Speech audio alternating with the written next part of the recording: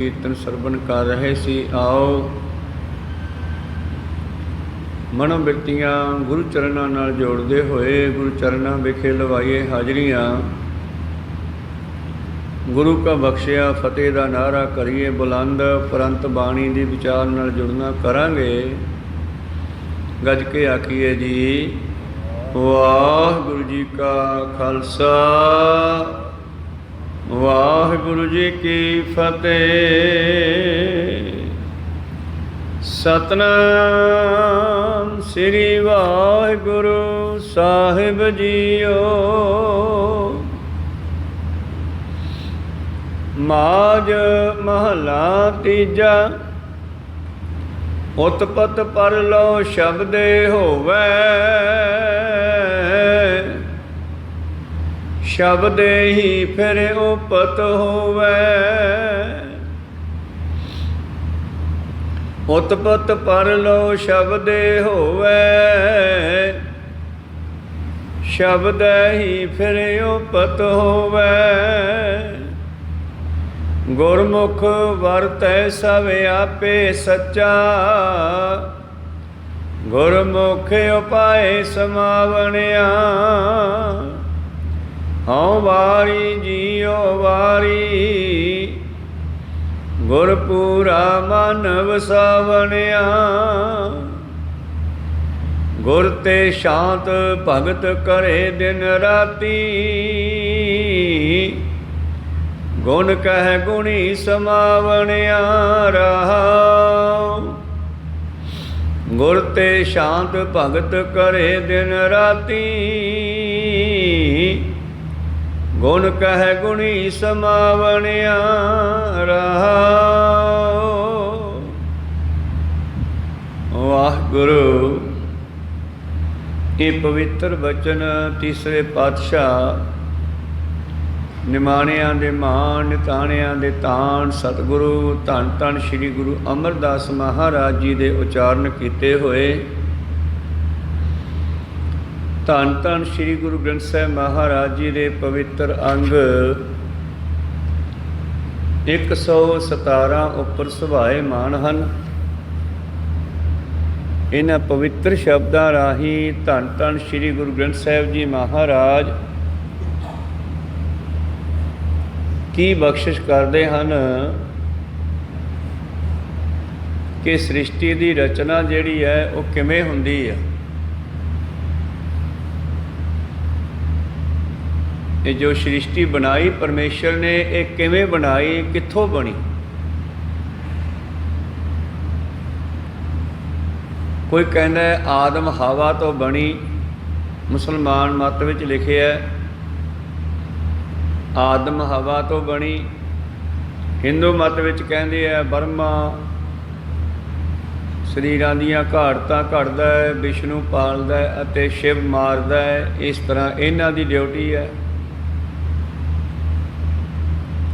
ਪਰ ਧੰਨ ਧੰਨ ਸ੍ਰੀ ਗੁਰੂ ਗ੍ਰੰਥ ਸਾਹਿਬ ਮਹਾਰਾਜ ਜੀ ਨੂੰ ਸਤਿਗੁਰਾਂ ਨੂੰ ਪੁੱਛੀਏ ਤੇ ਸਤਿਗੁਰ ਕਹਿੰਦੇ ਇਹ ਸ੍ਰਿਸ਼ਟੀ ਸ਼ਬਦ ਵਿੱਚੋਂ ਪੈਦਾ ਹੋਈ ਹੈ, ਹੁਕਮ ਚੋਂ ਪੈਦਾ ਹੋਈ ਆ, ਸ਼ਬਦ ਵਿੱਚੋਂ ਪੈਦਾ ਹੋਈ ਹੈ। ਪ੍ਰੀਤਮ ਦਾ ਬਚਨ ਹੈ ਸ਼ਬਦੇ ਧਰਤੀ ਸ਼ਬਦੇ ਆਕਾਸ਼, ਸ਼ਬਦ ਹੈ ਸ਼ਬਦ ਭਇਆ ਪ੍ਰਕਾਸ਼। ਸਗਲ ਸਮੱਗਰੀ ਸ਼ਬਦ ਕੇ ਪਾਛੈ, ਨਾਨਕ ਸ਼ਬਦ ਘਟੈ ਘਟ ਆਛੈ। ਸ਼ਬਦ ਕੋ ਚੀਨ ਭਾਈ, ਸ਼ਬਦ ਕੋ ਖੋਜ ਭਾਈ, ਸ਼ਬਦ ਕੇ ਚਾਨਣੇ ਇੱਕ ਵਸਤ ਪਾਈ। ਸ਼ਬਦ ਨ ਜਾਣੈ ਸੇ ਅੰਨੇ ਬੋਲੇ, ਸੇ ਕਿਤੇ ਆਏ ਸੰਸਾਰਾ। ਸ਼ਬਦ ਗੁਰ ਪੀਰਾ ਗਹਿਰ ਗੰਭੀਰਾ, ਬਿਨ ਸ਼ਬਦੇ ਜਗ ਬਉਰਾਨੰ।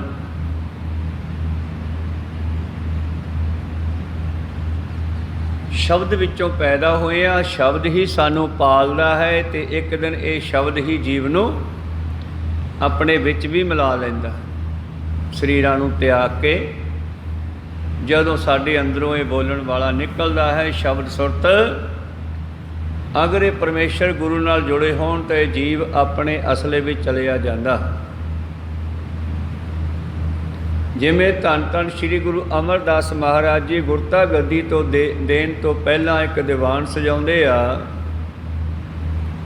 ਔਰ ਸਾਰੇ ਪਰਿਵਾਰ ਨੂੰ, ਸਿੱਖ ਸੰਗਤਾਂ ਨੂੰ ਇਕੱਤਰ ਕਰਦੇ ਆ। ਆਉਣ ਵਾਲੇ ਸਮੇਂ ਬਾਰੇ ਅਨੇਕਾਂ ਵਿਚਾਰਾਂ ਵੀ ਦੱਸਦੇ ਆ। ਉੱਥੇ ਇਹ ਵੀ ਦੱਸਦੇ ਆ ਕਿ ਸਾਡਾ ਹੁਣ ਜਾਣ ਦਾ ਸਮਾਂ ਹੋ ਗਿਆ ਤੇ ਮੈਂ ਕਿੱਥੇ ਜਾਊਂਗਾ? ਪਰਮੇਸ਼ਰ ਵਿੱਚ ਲੀਨ ਹੋਣਾ, ਗੁਰ ਸ਼ਬਦ ਸਮਾਵੇ। ਤੋ ਸਦ ਉਚਾਰਨ ਕੀਤੀ ਉਸ ਵੇਲੇ, ਭਾਵੇਂ ਕਿ ਇਹ ਸਦ ਦਾ ਜਿਹੜਾ ਸ਼ਬਦ ਹੈ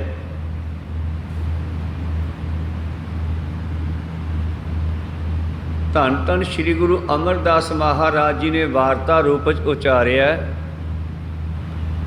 ਜੋ ਵਿਚਾਰਾਂ ਸਤਿਗੁਰੂ ਪਾਤਸ਼ਾਹ ਜੀ ਦੇ ਪੋਤਰੇ ਭਾਈ ਸੁੰਦਰ ਨੇ ਸੁਣੀਆਂ।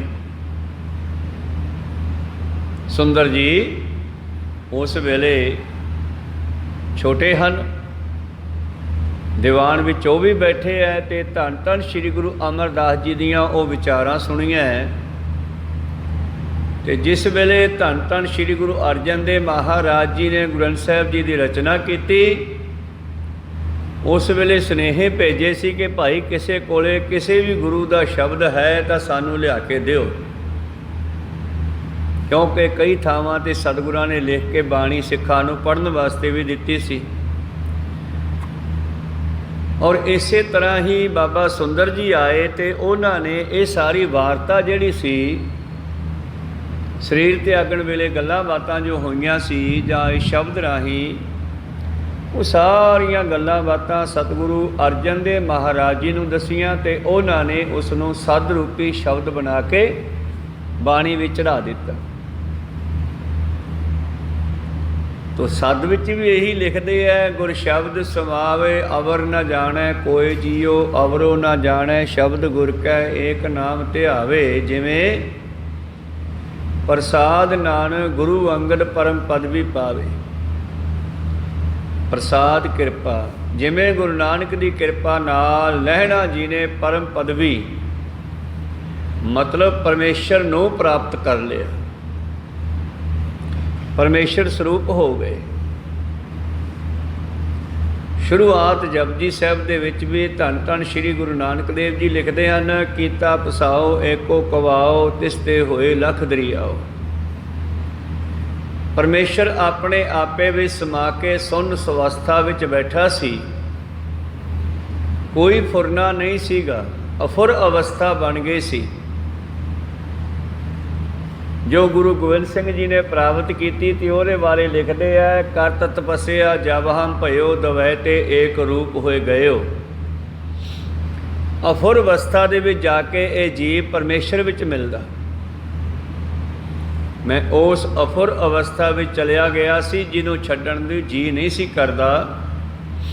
ਚਿਤ ਨਾ ਭਇਓ ਹਮਰੋ ਆਵਨ ਕਹਿ, ਚੁਭੀ ਰਹੀ ਸੁਰਤ ਪ੍ਰਭ ਚਰਨਨ ਮੈਂ।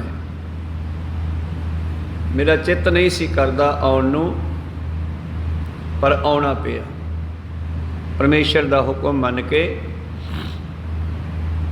ਤੋ ਪਰਮੇਸ਼ਰ ਸੁੰਨ ਸਮਾਧੀ ਵਿੱਚ ਭਾਵ ਆਪਣੇ ਆਪੇ ਵੀ ਸਮਾਇਆ ਹੋਇਆ ਸੀਗਾ। ਤੇ ਇੱਕ ਦਿਨ ਕਹਿੰਦੇ ਬੈਠੇ ਬੈਠੇ ਫੁਰਨਾ ਬਣਿਆ ਬਈ ਮੇਰੇ ਵਰਗੇ ਹੋਰ ਵੀ ਹੋਣ। ਇਹ ਖੇਡ ਰਚੀ, ਜਿਵੇਂ ਬੱਚੇ ਖੇਡ ਦੇ ਵਿੱਚ ਘਰ ਘਰ ਖੇਡਦੇ ਆ ਤੇ ਘਰ ਦਾ ਸਮਾਨ ਮਿੱਟੀ ਦਾ ਹੀ ਬਣਾ ਲੈਂਦੇ ਆ ਤੇ ਮੁੜ ਕੇ ਹੱਥ ਨੇ ਜਾਂਦੇ ਪੈਰ ਮਾਰ ਕੇ ਢਾਹ ਜਾਂਦੇ ਆ। ਛੋਟੇ ਬੱਚੇ ਗਲੀ ਵਿੱਚ ਮਿੱਟੀ ਦੀ ਟਰਾਲੀ ਲਾ ਦਿੰਦਾ ਕੋਈ ਲਿਆ ਕੇ, ਉਹ ਬੱਚੇ ਮਿੱਟੀ ਢੇਰ 'ਤੇ ਆ ਕੇ ਬਹਿ ਜਾਂਦੇ ਆ। ਉੱਥੇ ਪੈਰ ਦੇ ਉੱਤੇ ਮਿੱਟੀ ਠੱਪ ਕੇ ਘਰ ਬਣ ਗਿਆ, ਇਹ ਕੋਠਾ ਬਣ ਗਿਆ, ਇਹ ਖੇਤ ਬਣ ਗਿਆ। ਗਲਾਸ ਨਾਲ ਪਾਣੀ ਪਾਤਾ, ਵਿੱਚ ਡੱਕੇ ਗੱਡ 'ਤੇ। ਤਾਂ ਉਹ ਖੇਡ ਹੁੰਦੀ ਹੈ ਬੱਚਿਆਂ ਦੀ, ਅਤੇ ਬੱਚੇ ਹੱਥ ਨੇ ਇੰਜੋਏ ਕਰਦੇ, ਹੱਥਨ ਤਾਂ ਖੇਡਦੇ ਆ ਉੱਥੇ ਬੈਠ ਕੇ, ਪਰ ਜਾਂਦੇ ਹੋਏ ਉਸ ਨੂੰ ਲੱਤਾਂ ਮਾਰ ਕੇ ਭੰਨ ਵੀ ਜਾਂਦੇ ਆ, ਕਿਉਂ ਚੰਚਲ ਮਨ ਹੈ। ਇਸੇ ਤਰ੍ਹਾਂ ਹੀ ਪਰਮੇਸ਼ਰ ਨੇ ਖੇਡ ਰਚਣ ਦੀ ਸਲਾਹ ਕੀਤੀ, ਬਈ ਮੇਰੇ ਵਰਗੇ ਹੋਰ ਵੀ ਹੋਣ। ਜਿਵੇਂ ਸਾਰ ਪਾਸੇ ਦੀ ਖੇਡ ਹੁੰਦੀ ਹੈ, ਉਹਦੇ ਵਿੱਚ ਰਾਜਾ ਹੁੰਦਾ, ਰਾਣੀ ਹੁੰਦੀ ਹੈ, ਪਿਆਦੇ ਹੁੰਦੇ ਆ, ਸਿਪਾਹੀ ਹੁੰਦੇ ਆ। ਉਹ ਸਾਰੀਆਂ ਗੋਟੀਆਂ ਜਿਹੜੀਆਂ ਹੁੰਦੀਆਂ ਉਹ ਲੱਕੜ ਦੀਆਂ ਹੁੰਦੀਆਂ। ਉਹਨਾਂ ਦੇ ਰੌਂ ਰੱਖ ਦਿੱਤੇ ਜਾਂਦੇ ਆ, ਇਹ ਰਾਜਾ, ਇਹ ਰਾਣੀ ਹੈ, ਇਹ ਐਂਟੀ ਫੌਜ ਹੈ, ਇਹ ਸਾਡੀ ਫੌਜ ਹੈ। ਦੋਨਾਂ ਫੌਜਾਂ ਦੀ ਲੜਾਈ ਹੁੰਦੀ ਹੈ ਸ਼ਤਰੰਜ ਦੀ ਖੇਡ ਵਿੱਚ, ਸਾਰ ਪਾਸੇ ਦੀ ਖੇਡ ਵਿੱਚ। ਔਰ ਇਸੇ ਤਰ੍ਹਾਂ ਹੀ ਪਰਮੇਸ਼ਰ ਨੇ ਖੇਡ ਬਣਾਉਣ ਦੀ ਸਲਾਹ ਕੀਤੀ ਤੇ ਉਸ ਨੇ ਕੋਈ ਮਿਸਤਰੀ ਥੋੜ੍ਹਾ ਲਾਉਣੇ ਸੀਗੇ, ਉਹਦਾ ਤਾਂ ਹੁਕਮ ਚੱਲਦਾ ਹੈ। ਕਹਿੰਦਾ ਹੋ ਜਾ। ਗੁਰਮਤ ਕਹਿੰਦੀ ਹੈ ਕੀਤਾ ਪਸਾਓ ਏਕੋ ਕਵਾਓ, ਇੱਕ ਵਾਰੀ ਬੋਲਿਆ ਤੇ ਇਹ ਸ੍ਰਿਸ਼ਟੀ ਦਾ ਪਸਾਰਾ ਬਣਨਾ ਸ਼ੁਰੂ ਹੋ ਗਿਆ। ਸਾਇੰਸ ਕਹਿੰਦੀ ਆ ਖੜਕਾ ਹੋਇਆ, ਵਿਸਫੋਟ ਹੋਇਆ, ਜਿਵੇਂ ਆਪਾਂ ਕਿਤਾਬਾਂ 'ਚ ਪੜ੍ਹਿਆ ਵੀ ਸੂਰਜ ਇੱਕ ਅੱਗ ਦਾ ਗੋਲਾ ਸੀ, ਇੱਕ ਦਿਨ ਉਹ 'ਚ ਵਿਸਫੋਟ ਹੋਇਆ, ਉਹਦੇ ਟੋਟੇ ਹੋਏ, ਕੁਝ ਥੱਲੇ ਡਿੱਗਿਆ, ਕੁਝ ਤਾਹਾਂ ਚੜ੍ਹ ਗਿਆ। ਜਿਹੜਾ ਥੱਲੇ ਡਿੱਗਿਆ ਇਹ ਧਰਤੀ ਬਣ ਗਿਆ, ਇਹਦੇ ਉੱਤੇ ਮੀਂਹ ਪੈਂਦਾ ਰਿਹਾ ਹਜ਼ਾਰਾਂ ਸਾਲ, ਇਹ ਠੰਡੀ ਹੋ ਗਈ। ਫਿਰ ਇਸ ਦੇ ਵਿੱਚੋਂ ਘਾਹ ਫੂਸ, ਜੀਵ ਜੰਤੂ, ਨਿੱਕੇ ਨਿੱਕੇ ਪਤੰਗੇ ਕੀੜੇ ਇਹ ਪੈਦਾ ਹੋਣੇ ਸ਼ੁਰੂ ਹੋਏ। ਔਰ ਇਸ ਸਮੇਂ ਨੂੰ ਵੀ ਲਿਖਿਆ ਕਈ ਜਨਮ ਪਏ ਕੀਟ ਪਤੰਗਾ। ਸ਼ੁਰੂਆਤ ਕੀਟ ਪਤੰਗਿਆਂ ਤੋਂ ਹੁੰਦੀ ਹੈ। ਕੀਟ ਪਤੰਗੇ ਕਿਹੜੇ ਹੁੰਦੇ ਆ ਭਲਾ? ਜਦੋਂ ਖੇਤਾਂ ਦੀਆਂ ਵੱਟਾਂ 'ਤੇ ਘਾਹ ਦੀਆਂ ਢੇਰੀਆਂ ਲਾ ਦਿੰਦੇ ਆ ਇਕੱਠਾ ਕਰਕੇ ਪੱਟ ਕੇ, ਆਪਾਂ ਕਈ ਦਿਨ ਛੇੜਦੇ ਨਹੀਂ, ਅਤੇ ਜਦੋਂ ਅਸੀਂ ਜਾ ਕੇ ਉਹਨੂੰ ਹਿਲਾ ਕੇ ਬਾਹਰ ਕੱਢਦੇ ਹਾਂ ਅੱਗ ਉੱਗ ਲਾਉਣ ਵਾਸਤੇ, ਅਤੇ ਜਦ ਹਿਲਾਉਂਦੇ ਆ ਅਤੇ ਵਿੱਚੋਂ ਅਨੇਕਾਂ ਪਤੰਗੇ ਕੀੜੇ ਨਿੱਕੇ ਨਿੱਕੇ ਨਿਕਲੇ ਆਉਂਦੇ। ਉਹ ਕਿੱਥੋਂ ਆਏ? ਉਹ ਗਰਮੈਸ਼ ਵਿੱਚੋਂ ਪੈਦਾ ਹੋਏ, ਘਾਹ ਦੀ ਗਰਮੈਸ਼ 'ਚੋਂ। ਕੋ ਸਤਨਾਮ ਗਰਮੀ 'ਚੋਂ ਪੈਦਾ ਹੋਏ। ਜੀਵ ਨੂੰ ਪੈਦਾ ਹੋਣ ਵਾਸਤੇ ਪਾਣੀ ਵੀ ਚਾਹੀਦਾ, ਪੌਣ ਵੀ ਚਾਹੀਦੀ ਹੈ, ਅਤੇ ਮਿੱਟੀ ਵੀ, ਆਪਣਾ ਗਰਮੀ ਵੀ ਚਾਹੀਦੀ ਹੈ। ਇਹ ਤਿੰਨ ਤੱਤ ਹੈ, ਹਵਾ, ਪਾਣੀ ਔਰ ਅਗਨੀ। ਇਹਨਾਂ ਤਿੰਨਾਂ ਤੱਤਾਂ ਤੋਂ ਸਾਡੇ ਸਰੀਰ ਬਣਨੇ ਸ਼ੁਰੂ ਹੋ ਗਏ। ਕਈ ਜਨਮ ਪਏ ਕੀਟ ਪਤੰਗਾ, ਕਈ ਜਨਮ ਗਜ ਮੀਨ ਕੁਰੰਗਾ, ਕਈ ਜਨਮ ਪੰਖੀ ਸਰਪ ਹੋਇਓ, ਕਈ ਜਨਮ ਹੈਵਰ ਬਿਰਖ ਜੋਇਓ, ਮਿਲ ਜਗਦੀਸ਼ ਮਿਲਨ ਕੀ ਬਰੀਆ, ਚਿਰੰਕਾਲੇ ਦੇਹ ਸੰਜਰੀਆ। ਬੜੇ ਲੰਮੇ ਸਮੇਂ ਬਾਅਦ ਫਿਰ ਉਹਨਾਂ ਕੀੜਿਆਂ ਪਤੰਗਿਆਂ ਤੋਂ ਹਜ਼ਾਰਾਂ ਸਾਲ ਲੱਗੇ ਆ, ਕੋਈ 2-4 ਦਿਨਾਂ 'ਚ ਨਹੀਂ ਬਣ ਗਈ ਗੱਲ। ਇਹ ਹਜ਼ਾਰਾਂ ਸਾਲਾਂ ਦੇ ਵਿੱਚ ਉਹਨਾਂ ਕੀੜਿਆਂ ਪਤੰਗਿਆਂ ਤੋਂ ਫਿਰ ਪੰਛੀ ਬਣਨੇ ਸ਼ੁਰੂ ਹੋਏ। ਪੰਛੀਆਂ ਵਿੱਚੋਂ ਇੱਕ ਪੰਛੀ ਡਰੈਗਨ ਸੀ, ਜਿਹੜਾ ਧਰਤੀ 'ਤੇ ਤੁਰ ਵੀ ਸਕਦਾ ਸੀਗਾ ਅਤੇ ਉੱਡ ਵੀ ਸਕਦਾ ਸੀ, ਮੂੰਹ 'ਚੋਂ ਅੱਗ ਕੱਢਦਾ ਸੀ। ਇਸੇ ਤਰ੍ਹਾਂ ਹੀ ਉਹਨਾਂ ਪੰਛੀਆਂ ਤੋਂ ਅੱਗੇ ਫਿਰ ਚੁਪਾਏ ਤਿਆਰ ਹੋਏ। ਜਿਵੇਂ ਪਹਿਲਾਂ ਪਿਛਲੇ ਸਮਿਆਂ 'ਚ ਕਹਿੰਦੇ ਘੋੜਾ ਵੀ ਉੱਡਿਆ ਕਰਦਾ ਸੀ, ਕਹੋ ਸਤਨਾਮ ਸੀ। ਹਜੇ ਵੀ ਉਹਦੀਆਂ ਮੂਹਰਲੀਆਂ ਲੱਤਾਂ ਦੇ ਹੇਠਾਂ ਔਰ ਗੋਡੇ ਤੋਂ ਉੱਤੇ ਇੱਕ ਨਿਸ਼ਾਨੀ ਆ, ਜਿੱਥੇ ਖੰਭ ਹੁੰਦਾ ਸੀ ਉਹਨਾਂ ਦੇ, ਕਹੋ ਸਤਨਾਮ ਸ੍ਰੀ। ਕੀੜਿਆਂ ਪਤੰਗਿਆਂ ਤੋਂ ਪੰਛੀ, ਪੰਛੀਆਂ ਤੋਂ ਫਿਰ ਚੁਪਾਏ ਭਾਵ 4 ਪੈਰਾਂ ਵਾਲੇ ਪਸ਼ੂ, ਅਤੇ ਉਹਨਾਂ ਪਸ਼ੂਆਂ ਦੀ ਜੂਨੀ 'ਚੋਂ ਇੱਕ ਮਨੁੱਖ ਵੀ ਸੀਗਾ, ਪਰ ਇਹਦੀ ਪਹਿਲਾਂ ਜਿਹੜੀ ਸ਼ਕਲ ਪਸ਼ੂਆਂ ਵਰਗੀ ਸੀ, ਕਹੋ ਸਤਨਾਮ। 4 ਪੈਰਾਂ ਤੁਰਦਾ ਸੀਗਾ, ਦੋਨੇ ਹੱਥ ਵੀ ਹੇਠਾਂ ਲਾਉਂਦਾ ਸੀ, ਪੈਰ ਵੀ ਲਾਉਂਦਾ ਸੀ, ਜਿਵੇਂ ਬਾਂਦਰ ਭੱਜਦੇ ਆ। ਖੜਾ ਵੀ ਹੋਣ ਲੱਗ ਗਿਆ ਇਹ ਹੌਲੀ ਹੌਲੀ। ਜਿੱਥੇ ਇਹਦਾ ਮੂੰਹ ਲੰਮਾ ਸੀਗਾ, ਲੰਮਾ ਪੈ ਕੇ ਤੁਰਨ ਕਰਕੇ 4 ਪੈਰ ਤੋਂ ਉਹ ਜਿਵੇਂ ਜਿਵੇਂ ਖੜਾ ਹੋਣ ਲੱਗਿਆ, ਜਿਵੇਂ ਬਾਂਦਰ ਦਾ ਮੂੰਹ ਗੋਲ ਹੋ ਗਿਆ, ਇਸ ਤਰ੍ਹਾਂ ਇਹ ਸਾਡਾ ਮੂੰਹ ਜਿਹੜਾ ਇਹ ਗੋਲ ਹੋਣਾ ਸ਼ੁਰੂ ਹੋ ਗਿਆ, ਕਹੋ ਸਤਨਾਮ ਸ੍ਰੀ। ਮੱਝਾਂ ਦੇ ਮੂੰਹ ਲੰਮੇ ਹੁੰਦੇ ਆ, ਗਾਈਆਂ ਦੇ। ਉਹਨਾਂ ਦੇ ਮੂੰਹ ਲੰਮੇ ਹੋਣ ਦਾ ਕਾਰਨ ਹੈ ਕਿ ਉਹ ਲੰਮੀਆਂ ਚੱਲਦੀਆਂ, ਭਾਵ 4 ਪੈਰਾਂ 'ਤੇ ਚੱਲਦੀਆਂ, ਇਸ ਕਰਕੇ ਉਹਨਾਂ ਦਾ ਮੂੰਹ ਹੇਠਾਂ ਨੂੰ ਹੁੰਦਾ ਅਤੇ ਉਹ ਥੱਲੇ ਨੂੰ ਵੱਧ ਜਾਂਦਾ, ਲੰਮਾ ਹੋ ਜਾਂਦਾ। ਅਤੇ ਅਸੀਂ ਗੋਲ ਹੋ ਗਏ ਕਿਉਂਕਿ ਅਸੀਂ ਸਿੱਧੇ ਹੋ ਗਏ। ਹੁਣ ਸਿੱਧੇ ਹੋ ਕੇ ਚੱਲਣ ਲੱਗੇ ਅਤੇ ਸਾਡੇ ਮੂੰਹ ਜਿਹੜੇ ਆ ਗੋਲ ਹੋ ਗਏ। ਤੋ ਕੀਤਾ ਪਸਾਓ ਏਕੋ ਕਵਾਓ, ਤਿਸਤੇ ਹੋਏ ਲਖ ਦਰਿਆਓ। ਪਰਮੇਸ਼ਰ ਨੇ ਸਲਾਹ ਬਣਾਈ ਮੇਰੇ ਵਰਗੇ ਹੋਰ ਵੀ ਹੋਣ। ਇੱਕ ਦਿਨ ਕਹਿੰਦਾ ਹੋ ਜਾ, ਤੇ ਜਦ ਹੋ ਜਾ ਕਿਹਾ ਤੇ ਉਸ ਤੋਂ ਹਵਾ ਨਿਕਲੀ, ਉਸ ਤੋਂ ਹਵਾ ਪੈਦਾ ਹੋਈ, ਸ਼ਬਦ ਪੈਦਾ ਹੋਇਆ। ਸਤਿਗੁਰਾਂ ਨੇ ਇਹਨੂੰ ਸ਼ਬਦ ਕਿਹਾ, ਕਿਸੇ ਨੇ ਇਸ ਨੂੰ ਲੋਗੋਸ ਕਿਹਾ, ਕਿਸੇ ਨੇ ਇਸ ਨੂੰ ਆਇਤ ਕਿਹਾ, ਕਿਸੇ ਨੇ ਇਸ ਨੂੰ ਖੜਕਾ ਕਿਹਾ। ਸੈਂਸ ਨੂੰ ਖੜਕਾ ਸੁਣਿਆ, ਗੁਰੂਆਂ ਨੂੰ ਸਮਝ ਆਈ, ਉਹ ਕਹਿੰਦੇ ਨਹੀਂ ਇਹ ਖੜਕਾ ਨਹੀਂ, ਇਹ ਸ਼ਬਦ ਸੀ। ਕਹੋ ਸਤਨਾਮ। ਖੜਕਾ ਨਹੀਂ ਸੀਗਾ, ਇਹ ਸ਼ਬਦ ਸੀਗਾ। ਸ਼ਬਦ ਕਿਹੜਾ ਸੀਗਾ? ਜਿਹੜਾ ਪਰਮੇਸ਼ਰ ਅੰਦਰ ਫੁਰਨਾ ਬਣਿਆ, ਹੋ ਜਾ। ਤੇ ਉਹ ਸ਼ਬਦ ਤੋਂ ਹਵਾ ਬਣੀ, ਤੇ ਹਵਾ ਜਿਹੜੀ ਹੈ ਫੈਲੀ, ਤੇ ਫਿਰ ਉਹ ਗੁਰੂ ਪਿਆਰੋ ਠੰਡੀ ਹੋਣੀ ਸ਼ੁਰੂ ਹੋਈ, ਤੇ ਠੰਡੀ ਹੋ ਕੇ ਹਵਾ ਤੋਂ ਪਾਣੀ ਬਣ ਗਿਆ। ਪਾਣੀ ਹਜ਼ਾਰਾਂ ਸਾਲ ਇਸ ਧਰਤੀ ਤੇ ਬਹਿੰਦਾ ਰਿਹਾ, ਵਗਦਾ ਰਿਹਾ, ਤੇ ਇੱਕ ਦਿਨ ਇਸ ਧਰਤੀ ਦੇ ਉੱਤੋਂ ਘਾਹ ਫੂਸ, ਕੀੜੇ ਪਤੰਗੇ ਪੈਦਾ ਹੋਣੇ ਸ਼ੁਰੂ ਹੋਏ, ਤੇ ਇਹਦੇ ਉੱਤੇ ਬਨਸਪਤੀ ਪੈਦਾ ਹੋਈ। ਬਨਸਪਤੀ ਦੀ ਗਰਮੈਸ਼ ਵਿੱਚ ਕੀੜੇ ਪਤੰਗੇ ਪੈਦਾ ਹੋਏ। ਕੀੜਿਆਂ ਪਤੰਗਿਆਂ ਤੋਂ ਪੰਛੀ, ਪਸ਼ੂ ਆਦਿ, ਮਨੁੱਖ, ਆਦੀਵਾਸੀ ਮਨੁੱਖ, ਇਹ ਵੀ ਉਹਨਾਂ ਪਸ਼ੂਆਂ ਦੇ ਵਿੱਚੋਂ ਬਣਿਆ। ਹੌਲੀ ਹੌਲੀ ਇਹਨੇ ਵਿਕਾਸ ਵੱਲ ਪੈਰ ਵਧਾਇਆ। ਇਹ ਦਿਮਾਗ ਤੋਂ ਕੰਮ ਲੈਣ ਲੱਗਿਆ, ਦਿਮਾਗ ਨਾਲ ਸੋਚਣ ਲੱਗਿਆ। ਜਿਹੜੇ ਅੰਗ ਨੂੰ ਵਰਤਾਂਗੇ ਉਹ ਐਕਟੀਵੇਟ ਹੋ ਜਾਂਦਾ। ਜਿਹੜੇ ਅੰਗ ਨੂੰ ਵਰਤਣਾ ਛੱਡ ਦਿਓ ਉਹ ਸਥਲ ਹੋ ਜਾਂਦਾ। ਕੋਈ ਸਤਨਾਮ ਸੀ। ਹੁਣ ਪਸ਼ੂ ਵਿਚਾਰੇ ਆਪਣੇ ਦਿਮਾਗ ਨੂੰ ਬਹੁਤਾ ਨਹੀਂ ਵਰਤ ਸਕਦੇ, ਬੰਦੇ ਨੇ ਵਰਤਣਾ ਸ਼ੁਰੂ ਕੀਤਾ। ਆਦੀਵਾਸੀ ਮਨੁੱਖ ਨੇ ਕਿਉਂ ਵਰਤਿਆ? ਲੋੜ ਕਾਢ ਦੀ ਮਾਂ ਲੋੜ ਪਈ। ਜੰਗਲਾਂ ਵਿੱਚ ਇਹ ਵੀ ਝੁੰਡਾਂ ਦੀ ਤਰ੍ਹਾਂ ਰਹਿੰਦਾ ਸੀ, ਜਿਵੇਂ ਮਿਰਗ ਰਹਿੰਦੇ ਆ, ਸ਼ੇਰ ਰਹਿੰਦੇ ਆ, ਪਸ਼ੂ ਰਹਿੰਦੇ ਆ ਝੁੰਡਾਂ 'ਚ। ਆਈ ਬੰਦਾ ਆਦੀਵਾਸੀ ਝੁੰਡਾਂ 'ਚ ਰਹਿੰਦਾ ਸੀ। ਇਹਦੇ ਮਗਰ ਸ਼ੇਰ ਬਘਿਆੜ ਪੈ ਜਾਂਦੇ ਸੀਗੇ,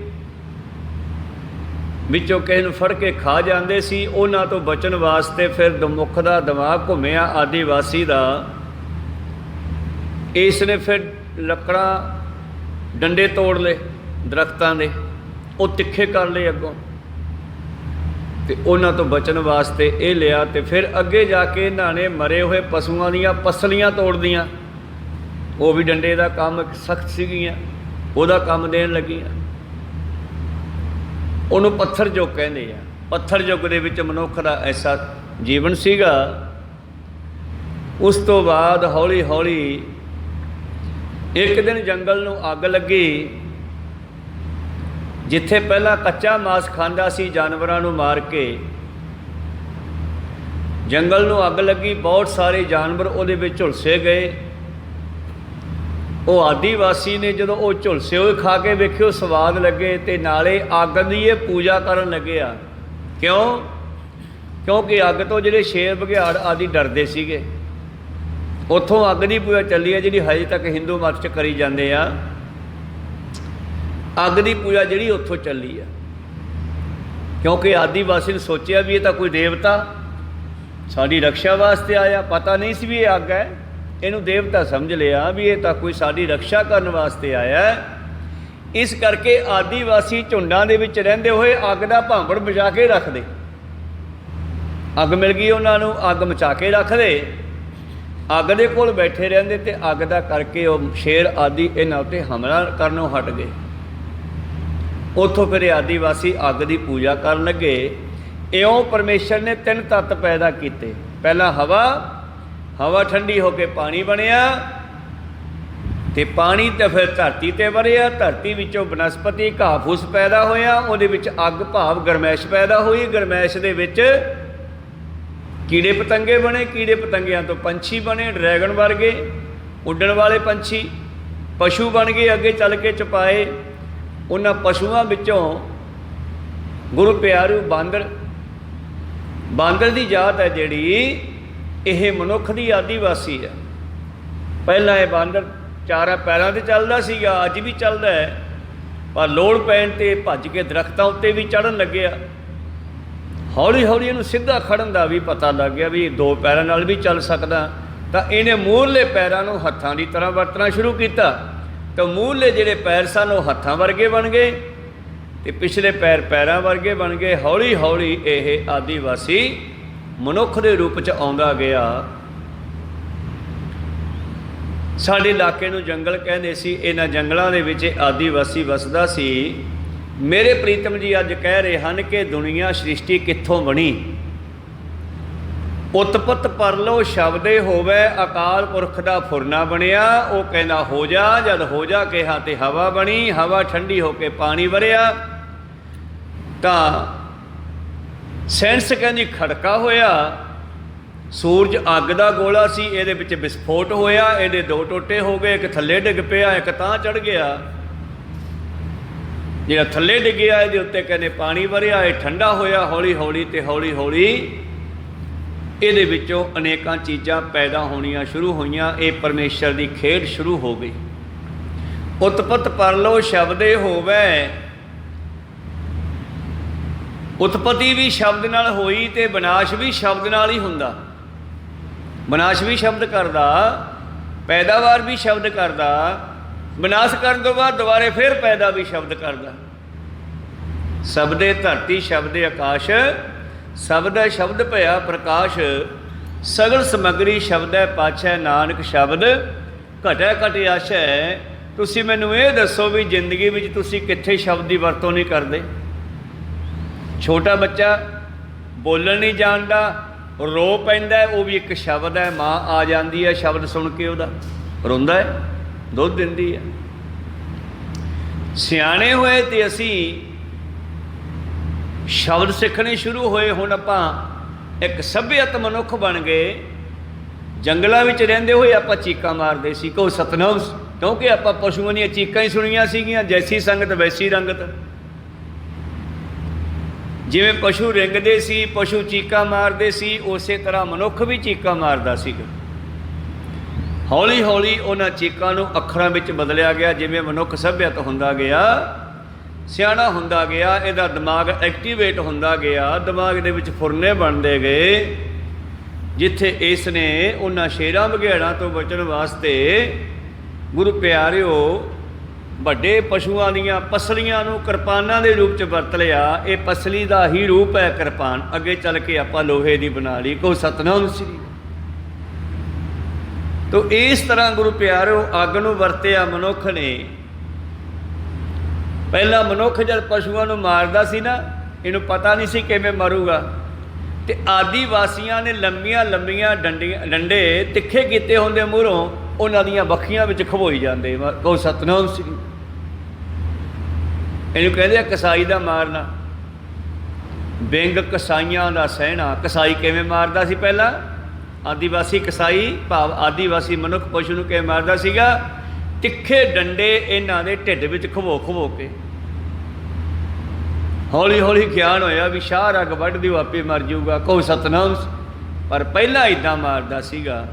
ਗੁਰੂ ਸਾਹਿਬ ਨੇ ਉਹ ਸੀਨ ਆਪਣੇ ਸ਼ਬਦ ਲਿਖਤਾ। ਮਿੱਤਰ ਪਿਆਰੇ ਨੂੰ ਹਾਲ ਮਰੀਦਾਂ ਦਾ ਕਹਿਣਾ, ਤੁਧ ਬਿਨ ਰੋਗ ਰਜਾਈਆਂ ਦਾ ਓਢਣ, ਨਾਗ ਨਿਵਾਸਾਂ ਦੇ ਰਹਿਣਾ, ਸੋਲ ਸੁਰਾਹੀ ਖੰਜਰ ਪਿਆਲਾ, ਵਿੰਗ ਕਸਾਈਆਂ ਦਾ ਸਹਿਣਾ। ਪਰਮੇਸ਼ਰ ਦੇ ਨਾਮ ਜਪਣ ਤੋਂ ਬਗੈਰ ਬੰਦਾ ਇੰਨਾ ਦੁਖੀ ਹੈ ਜਿਵੇਂ ਕੋਈ ਕਿਸੇ ਪਸ਼ੂ ਨੂੰ ਖੋਹ ਖੋਹ ਕੇ ਮਾਰੇ, ਸਰੀਏ ਜਾਂ ਕੋਈ ਡੰਡੇ ਖਵੋ ਖਵੋ ਕੇ ਮਾਰੇ।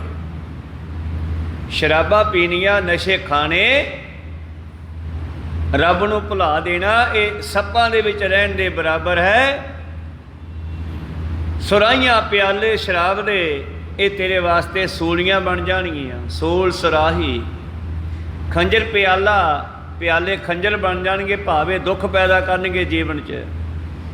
ਵਿੰਗ ਕਸਾਈਆਂ ਦਾ ਸਹਿਣਾ, ਯਾਰੜੇ ਦਾ ਸਾਨੂੰ ਸੱਥਰ ਚੰਗਾ, ਭੱਠ ਖੇੜਿਆਂ ਦਾ ਰਹਿਣਾ। ਤੋ ਖੈਰ ਖੇੜਾ ਕਈ ਕਹਿ ਦਿੰਦੇ ਆ ਕਿ ਇਹਦੇ ਵਿੱਚ ਗੁਰੂ ਸਾਹਿਬ ਨੇ ਜਿਹੜੀ ਰਾਂਝਾ ਹੀਰ ਲਿਖੀ ਉਹ ਵੀ ਇੱਕ ਮਿੰਟ ਵਿੱਚ 'ਚ ਪੂਰੀ ਕਰਤੀ। ਉੱਥੇ ਉਹ ਖੇੜਿਆਂ ਦੇ ਵਿਆਹੀ ਸੀਗੀ ਅਤੇ ਉਸ ਨੂੰ ਰਾਂਝਾ ਲੈ ਗਿਆ। ਪਰ ਇੱਧਰ ਦੂਸਰਾ ਅਰਥ ਹੈ ਖੇੜੇ ਦਾ ਆਨੰਦਪੁਰ ਨੂੰ ਛੱਡਣਾ। ਆਨੰਦਪੁਰ ਵਸਦੇ ਰਸਤੇ ਵਿੱਚ ਨਗਰ 'ਚ ਰਹਿੰਦੇ ਸੀਗੇ। उस आनंदपुर नूं छड्ड के पातशाह पए ने जंगल दे विच माछीवाड़े दे। उत्थे कहंदे भी भावें खेड़ा भाव आनंदपुर छुट गया साथों, पर तू ना बांह छड्डी। कहो सतनाम सिंह। यारा ओ मित्रा ओ यारा कोई गल नहीं, कहते बैडां ते भी पैंदे सी ते अज खूह दे किनारे धरती ते पए आ, जिथे रोड भी है, कंढे भी है, डक्के डुक्के डौले भी है, पैरों च जख्म हो गए, ब्याइयां फट गईयां, और कोई सिंह भी नाल नहीं, कोई जोड़ा कोले नहीं, कोई घोड़ा भी कोले नहीं, तुर के निकले सी चमकौर की गढ़ी चों। इस करके उत्थे जाके भी उस परमेश्वर रूपी यार का शुक्रिया करते आ, मित्र का। कोई नहीं मित्रा, जे तू थल्ले बिठाया थल्ले सही, यारड़े का सानू सत्थर चंगा, भट्ठ खेड़ियां दा रहना। खैर मनो बिरतियां उत्थे रखिए। शब्द ही फिर ओपत होवे, शब्द नाल ही दुनिया मरदी आ, शब्द नाल ही पैदा हुंदी आ। जदों शब्द विचों निकल जांदा है ते ये शरीर छुट जांदे आ। शरीर धारण कीती आ शब्द ने, आपां सारे शब्द हाँ। जिवें आपां आ कुर्ता पाया, एवें थल्ले मास दा कुर्ता पाया। ये मास दे बेअंत कुर्ते आ, कोई सूर दा, कोई शेर दा, कोई बघियाड़ दा, कोई कुत्ते दा, कोई बिल्ले दा, पर आ सब तो वधिया कुर्ता जिहड़ा बाबे ने आपां नूं दिता। को सतनाम श्री। 84 लाख जूना चों श्रेष्ठ मनुखा जन्म है, मानस जन्म दलम गुरमुख पाया, मन तन होए चुलंब जे सतगुर पाया। इनू होर भी सोहना बनाओ कि असी गुरु नूं भा जाइए। फिर जन्म मानुख जन्म सवार दरगह चलिया, गुरमुख जन्म सवार दरगह चलिया, सच्ची दरगह जाए सच्चा पिड़ मलिया। पिड़ मलना परमेश्वर दे विच मिल जाना, परमेश्वर की हजूरी मिल जानी, उत्थे बैठ के भजन करना। कहो सतनाम उहदी याद विच बह जाना। प्रीतम जी कहते शब्दे ही फिर ओपत होवे, गुरमुख वरतै सब आपे सच्चा।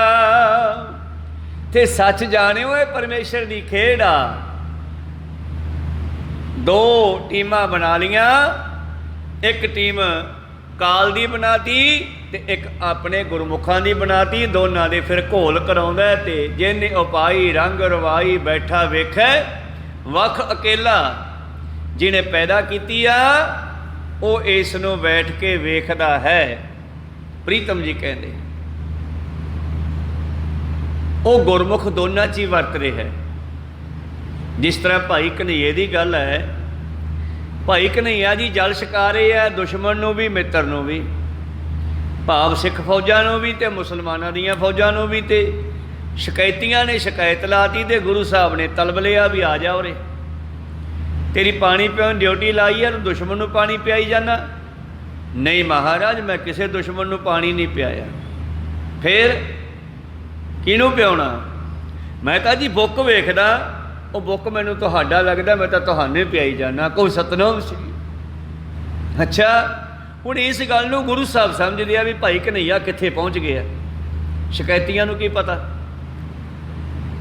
गुरु साहब नूं पता लग्या भी ये तो चौथी क्लास पास कर गया। गुरमत भी 4 क्लासां ही आ, दुनिया 3 क्लासां च है, गुरमुख चौथी च है। तो गुरु साहब जी कहते चल ठीक आ फिर पियाई जा। सिखो कुछ ना कहो, ये मन में कोई ऐसी गल नहीं है। सिखा ने कहा सीगा असी बेहोश करके मार के सिटते हैं, पानी पिया के फिर खड़े कर दिंदा, ऐसी गल नहीं है। ये गाह लंघ चुके आ, हुण पिछे नहीं मोड़ना गा। जा पियाई जा जिन्हों पियाउणा। फिर आ मलम पट्टी भी लै जा, मेरे पट्टियां भी बन दिया कर, क्योंकि उन्होंने हर थां ते हरी दिखाई देन लग पे आ, दिब दृष्टि खुल गई आ। आ जी फस्ट एड है ना रैड क्रॉस, ये रैड क्रॉस उत्थों 10वें पातशाह जी ने भाई कन्हैया नूं वडियाई दे के शुरू किया। खैर प्रीतम जी कहते गुरमुख वरतै सब आपे सच्चा, गुरमुखे उपाय समावनिया। ये परमेश्वर इत्थे गुरमुख परमेश्वर वास्ते वरतांगे आपां।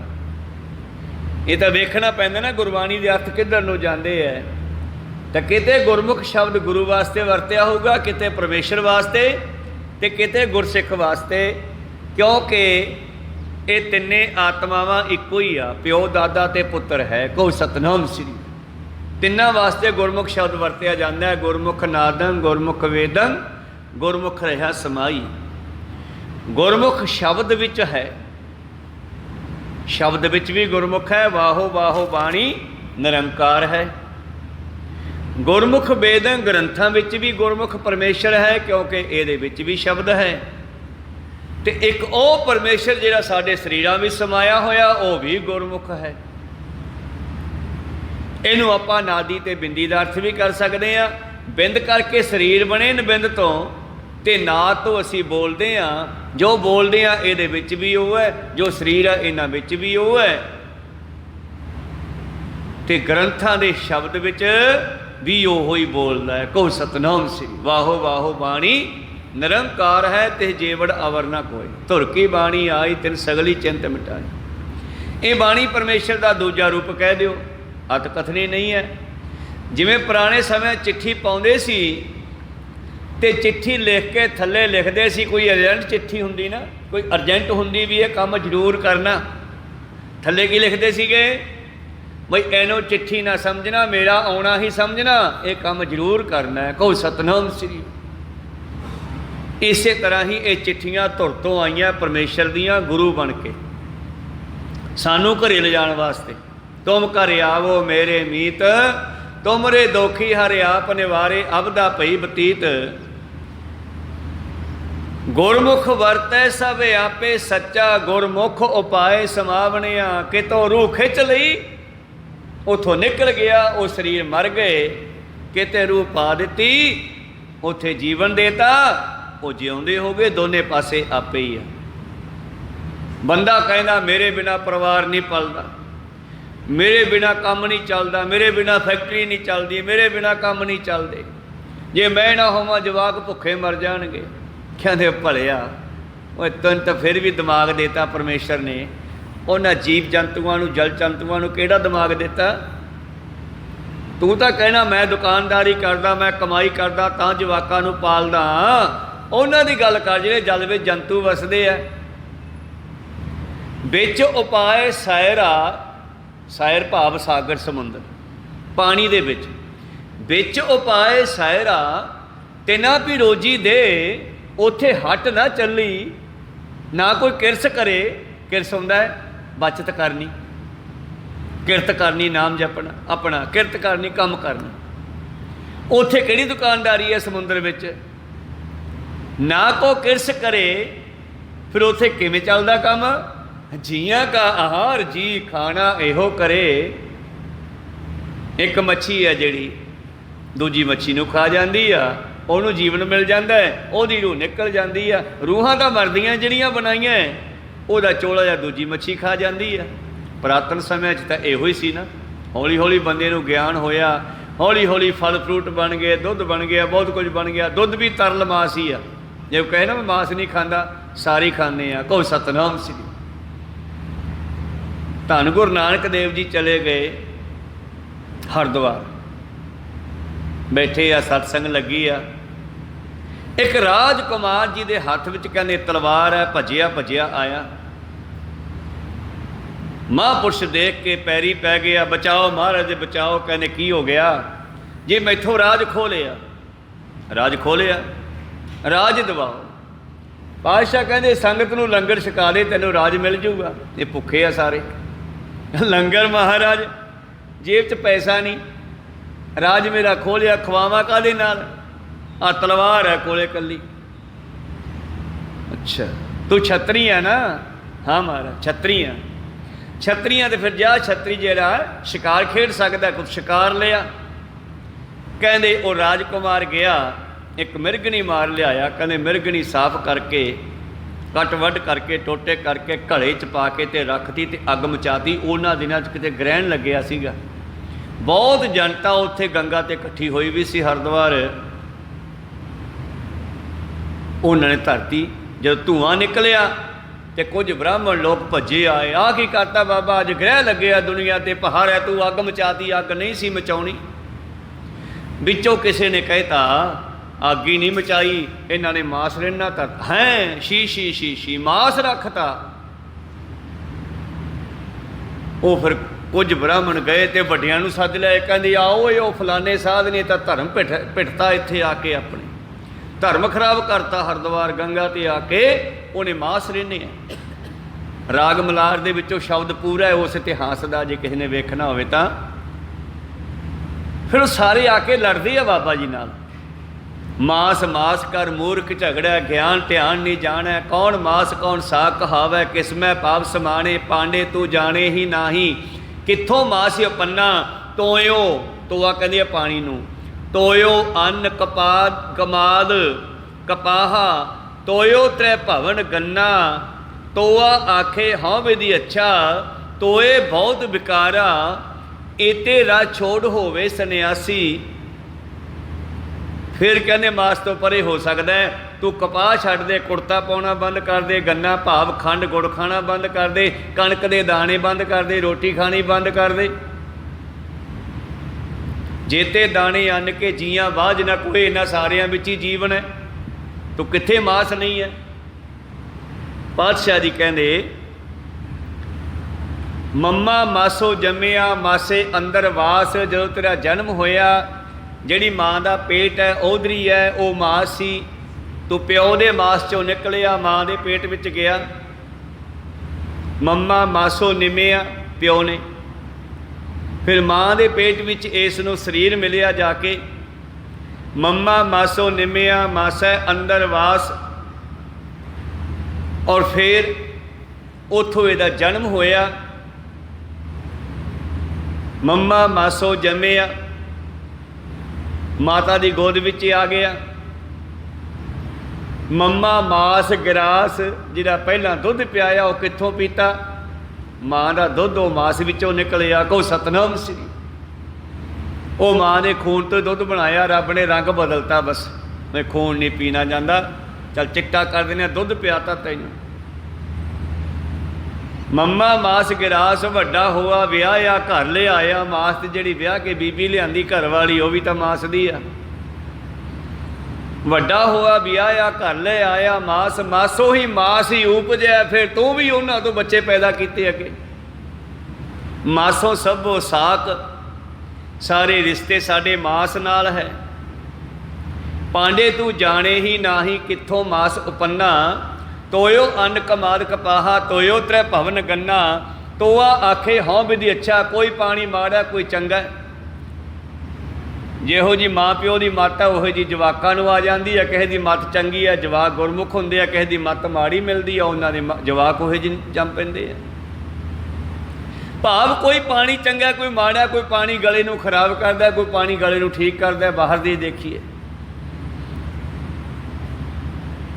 ਕਹਿੰਦੇ ਫਿਰ ਟੌਲਾ ਪਾਉਣ ਲੱਗੇ ਵੀ ਤੁਸੀਂ ਇਹ ਕੰਮ ਖਰਾਬ ਕੀਤਾ ਹੈ। ਕਹਿੰਦੇ ਫਿਰ ਤੁਹਾਡੇ ਵੇਦ ਪੜ੍ਹੋ, ਕੀ ਤੁਸੀਂ ਇਹ ਨਹੀਂ ਕਹਿੰਦੇ ਗੋਮੇਧ ਜਾ ਕਰਨਾ, ਉਹ 'ਚ ਕੀ ਸੀਗਾ, ਗਊ ਮਾਰ ਕੇ ਵਿੱਚ ਪਾਉਣੀ। ਔਰ ਇਸੇ ਤਰ੍ਹਾਂ ਅਸ਼ਵਮੇਧ ਜਾ ਕੀਤਾ ਤੁਹਾਡੇ ਵੱਡਿਆਂ ਨੇ। ਕਹਿੰਦੇ ਹਾਂ ਕੀਤਾ, ਲਿਖਿਆ ਨਾ ਵਿੱਚ। ਫਿਰ ਤੁਸੀਂ ਰੌਲਾ ਕਿਉਂ ਪਾਇਆ, ਨਾਲੇ ਅਸੀਂ ਤਾਂ ਖੀਰ ਧਰੀ ਆ। ਕਹੋ ਸਤਨਾਮ, ਤੁਹਾਨੂੰ ਕਿਹਨੇ ਕਹਿਦਾ ਮਾਸ ਧਰਿਆ। ਕਹਿੰਦੇ ਉਹ ਸਿੱਖ ਨੂੰ ਕਿਹਾ ਮਾਰ ਕੜਛੀ ਵਿੱਚ, ਵੇਖਤਾ ਕੀ ਹੈ ਇਹਦੇ। ਜਦੋਂ ਕੜਛੀ ਮਾਰ ਕੇ ਭਰ ਕੇ ਬਾਹਰ ਕੱਢੀ ਤੇ ਉਹ ਚੌਲਾਂ ਦੀ ਬਣ ਕੇ ਨਿਕਲੀ ਹੈ। ਖੈਰ ਪਾਤਸ਼ਾਹ ਜੀ ਦੇ ਅੰਦਰ ਸਾਰੀ ਤਾਕਤ ਹੈ ਤੇ ਉਹਨਾਂ ਸਾਰਿਆਂ ਨੂੰ ਖੀਰ ਖਵਾਈ। ਫਿਰ ਤੇ ਉਸ ਨੌਜਵਾਨ ਰਾਜਕੁਮਾਰ ਨੂੰ ਕਿਹਾ ਜਾ ਹੁਣ ਤੂੰ ਜੰਗ ਕਰ ਲੈ, ਜੰਗ ਜਿੱਤ ਜਾਵੇਂਗਾ। ਉਹਨੂੰ ਦੁਬਾਰਾ ਰਾਜ ਦਿਵਾਇਆ। ਇੱਥੇ ਆਪਾਂ ਵੀ ਤਾਂ ਕੋਈ ਅਰਦਾਸ ਕਰਦੇ ਹਾਂ ਤੇ ਸਾਨੂੰ ਗ੍ਰੰਥੀ ਸਿੰਘ ਕੀ ਕਹਿੰਦੇ ਆ, ਜਾਂ ਕਿਸੇ ਮਹਾਂਪੁਰਸ਼ ਕੋਲ ਚਲੀ ਜਾਈਏ, ਮਹਾਰਾਜ ਕੋਈ ਕੰਮ ਨਹੀਂ ਲੋਟ ਆਉਂਦਾ, ਦੱਸੋ ਕਿਰਪਾ ਕਰੋ।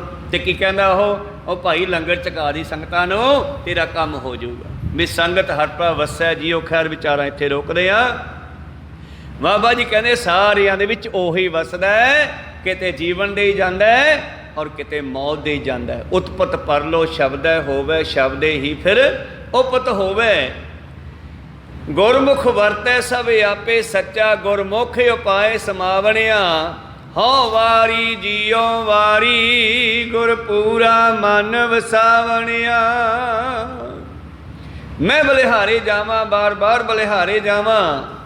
ਜਿਨ੍ਹਾਂ ਨੇ ਪੂਰੇ ਗੁਰੂ ਨੂੰ ਹਿਰਦੇ ਵਿੱਚ ਵਸਾ ਲਿਆ।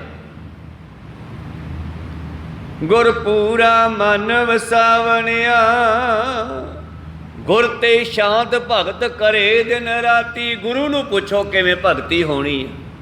ਗੁਰੂ ਬਿਨਾਂ ਗੱਲ ਨਹੀਂ ਬਣਨੀ, ਗੁਰੂ ਵਾਲੇ ਬਣਨਾ ਪੈਣਾ। ਪਾਠ ਪੜ੍ਹਿਓ ਅਰ ਵੇਦ ਵਿਚਾਰਿਓ, ਨਿਵਲ ਭਯੰਗਮ ਸਾਧੇ। ਪੰਜ ਜਨਾ ਸਿਰ ਸੰਗ ਨ ਛੁਟਕਿਓ, ਅਦ ਕੇ ਅਹਮ ਬੁਧ ਵਾਧੇ। ਪਿਆਰੇ ਇਨ ਬਿਦ ਮਿਲਨ ਨ ਜਾਈ, ਮੈਂ ਕੀਏ ਕਰਮ ਅਨੇਕਾ। ਹਾਰ ਪਰਿਓ ਸੁਆਮੀ ਕੇ ਦੁਆਰੇ, ਦੀਜੈ ਬੁੱਧ ਵਿਵੇਕਾ। ਬਾਬਾ ਜੀ ਕਹਿੰਦੇ ਗੁਰ ਤੇ ਸ਼ਾਂਤ ਭਗਤ ਕਰੈ ਦਿਨ ਰਾਤੀ, ਗੁਣ ਕਹੈ ਗੁਣੀ ਸਮਾਵਣਿਆ। ਉਸ ਗੁਣੀ ਪਰਮੇਸ਼ਰ ਦੇ ਗੁਣ ਗਾਉਂਦਿਆਂ ਗਾਉਂਦਿਆਂ ਇੱਕ ਵਿੱਚ ਦਿਨ ਉਹਦੇ ਵਿੱਚ ਮਿਲ ਜਾਵਾਂਗੇ। ਰਹਾਓ ਅਗਲੇ ਪਦਿਆਂ ਦੇ ਵਿਚਾਰ ਆਪਾਂ ਕੱਲ੍ਹ ਨੂੰ ਸਰਵਣ ਕਰਾਂਗੇ।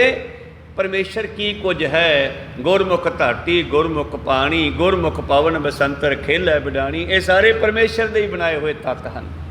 ਕਿਸ ਤਰ੍ਹਾਂ ਪਰਮੇਸ਼ਰ ਇਹਨਾਂ ਪੰਜਾਂ ਤੱਤਾਂ 'ਚ ਵਰਤਦਾ ਹੈ, ਉਹਦੀ ਜਾਣਕਾਰੀ ਪਾਤਸ਼ਾਹ ਸਾਇੰਟੀਫਿਕ ਢੰਗ ਨਾਲ ਦਿੰਦੇ ਆ। ਜਿਹੜੀ ਗੱਲ ਸਾਇੰਸ ਦੀ ਕਸੌਟੀ 'ਤੇ ਵੀ ਖਰੀ ਉਤਰੇ, ਗੱਲ ਉਹ ਹੈ। ਇਸ ਕਰਕੇ ਸਤਿਗੁਰਾਂ ਦੀ ਬਾਣੀ ਨੂੰ ਸਾਇੰਸ ਵੀ ਚੈਲੰਜ ਨਹੀਂ ਕਰ ਸਕਦੀ ਵੀ ਤੁਹਾਡੀ ਇਹ ਗੱਲ ਗਲਤ ਹੈ। ਗੁਰੂ ਪਾਤਸ਼ਾਹ ਕਿਰਪਾ ਕਰਨ, ਇੱਥੇ ਰੋਕਣ ਦੀ ਆਗਿਆ ਬਖਸ਼ੋ। ਬੋਲਦਿਆਂ ਨੇ ਇੱਕ ਅੱਖਰ ਬਾਅਦ ਘਾਟ ਹੋ ਜਾਂਦੇ। ਸਿੱਖ ਸੰਗਤਾਂ ਤੇ ਸਤਿਗੁਰੂ ਬਖਸ਼ਣ ਜੋਗੇ ਬਖਸ਼ ਲੈਣਾ ਜੀ। ਸਮਾਪਤੀ ਕਰੀਏ। ਮਿਲਾਓ ਫਤਿਹ, ਪਾਓ ਫਤਿਹ। ਵਾਹਿਗੁਰੂ ਜੀ ਕਾ ਖਾਲਸਾ, ਵਾਹਿਗੁਰੂ ਜੀ ਕੀ ਫਤਿਹ। ਵਾਹਿਗੁਰੂ ਵਾਹਿਗੁਰੂ ਵਾਹਿਗੁਰੂ ਵਾਹਿਗੁਰੂ ਵਾਹਿਗੁਰੂ ਵਾਹਿਗੁਰੂ ਵਾਹਿਗੁਰੂ। ਰਾਮ ਕਲੀ ਮਹਲਾ ਤੀਜਾ। ਆਨੰਦ ਇੱਕ ਓੰਕਾਰ ਸਤਿਗੁਰ ਪ੍ਰਸਾਦ।